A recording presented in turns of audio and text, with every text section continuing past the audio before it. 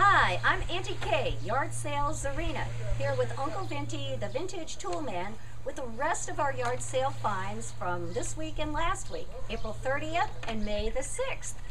Now, I keep forgetting to show you guys these. I got this squash blossom necklace yesterday for $2. Now, it's not silver, but it's a really nice costume piece.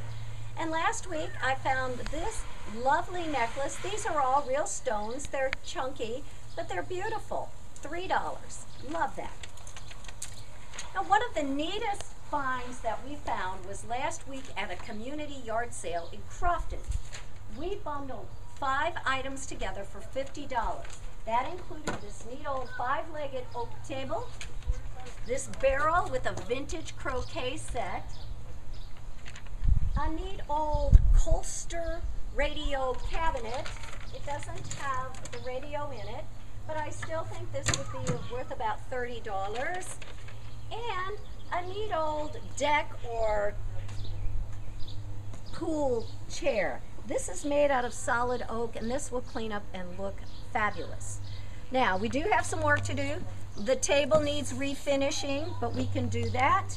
I do need to clean up my croquet mallets, but I want to tell you, when I looked online, I found someone trying to sell each one of these mallets for $149 each.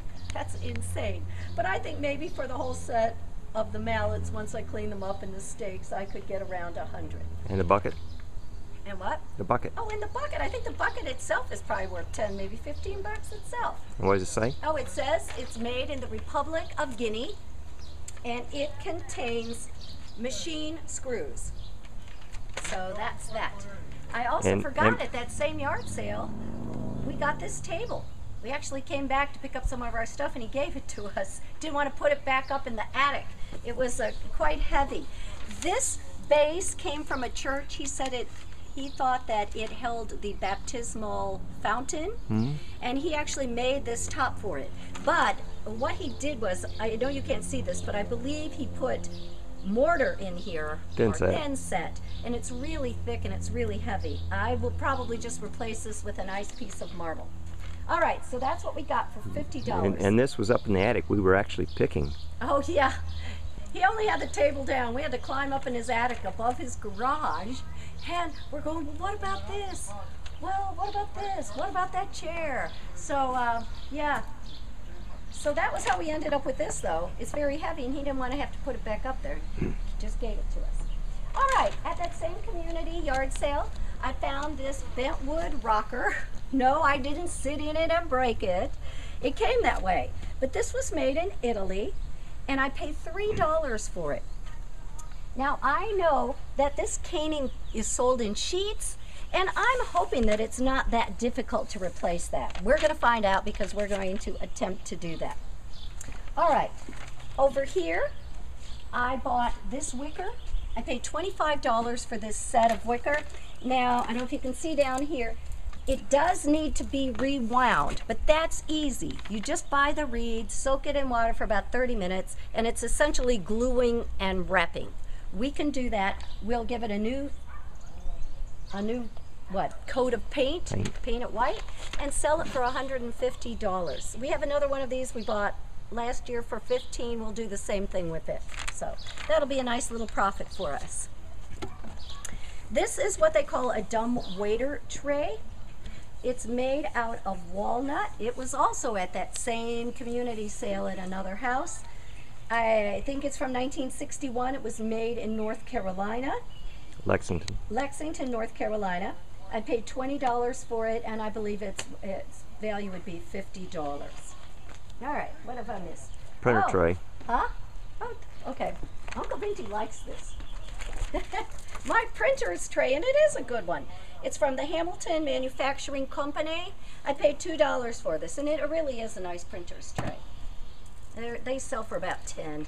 This thing here was the right price. It was free, but I had to twist Uncle Vinty's arm to get him to take it, because it's got some problems. It does need to be refinished and probably recovered, but the major problem is it's missing one of the springs on the base, and the other one is broken. So we're going to have to figure out where we can purchase those, and I'm sure you can get those online someplace. And I think this will make a nice piece when it's done. The investment was not very much for that.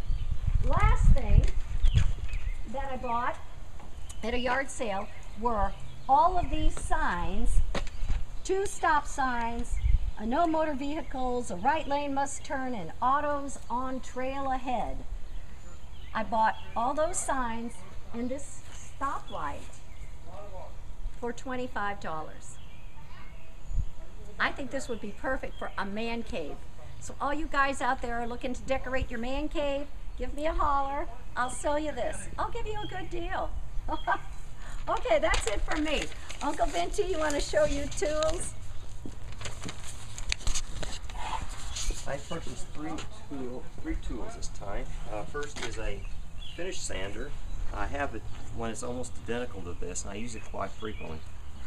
These are about $30 new, so it's not a great price, but I paid $5 for it, and I use it a lot. He does use those, so I think that was good. I also purchased a tool chest for $10.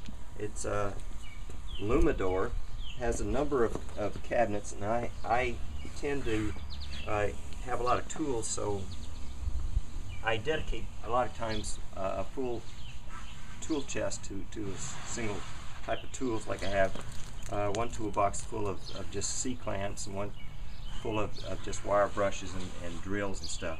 So that will come in handy. You paid how much for that? I paid $10. It's worth probably about $50. I bought a Black & Decker miter saw for $5. It doesn't have the safety guard on it, but other than that, it's in good shape. I paid $5 for it. It's probably worth about $40. But we do need to replace that guard before you use it. And that's it for the yard sale show for May the 6th, 2011. Let's keep it coming. We've had a couple of good weeks, and we're hoping that continues. See you next week.